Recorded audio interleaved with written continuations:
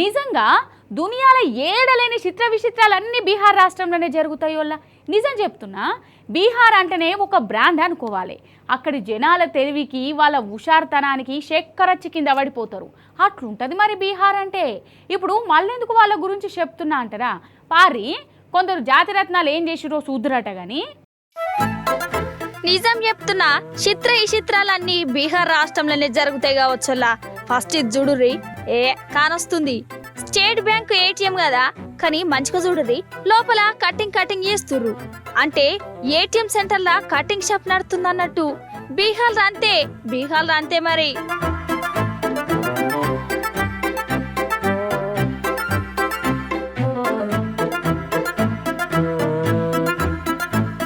అయితే పాట్నా దగ్గరున్న దానాపూల్రా state bank ATM ఉండేనోళ్ళ. అయితే అది మూసేసిర్రు. అయితే ఆ జాగను ఒక కటింగ్ షాప్ కు కిరాయికిచ్చిర్రు ఆఫీసర్లు. ఇత్తమాయే కమస్కమా బోర్డు అన్న తీసేస్తే ఏమో, అది అట్లనే ఉన్నది. ఇంకేమున్నది, బయటనేమో ఏటీఎం బోర్డు, లోపలనేమో కత్తెళ్ళు దువ్వెనలు. కటింగ్ షాపు ఏటీఎంఏ కదా, పైసలు తీసుకుందామని పుసుకున్న లోపలికి పోతే నీకు కూడా గుండు చేయాలనా, గడ్డం తీయాలనా, కటింగ్ వేయాలనా అని అడుగుతుర్రట.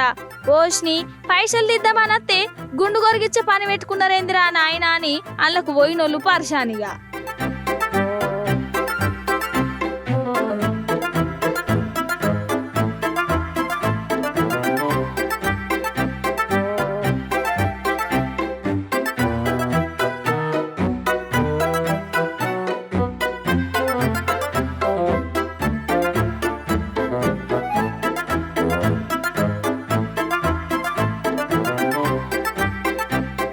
పనుల పని ఆ ఏటీఎం కమ్ కటింగ్ షాప్ లా ఏసీ కూడా ఉండొచ్చు అన్నట్టు. గదే బీహార్ రా.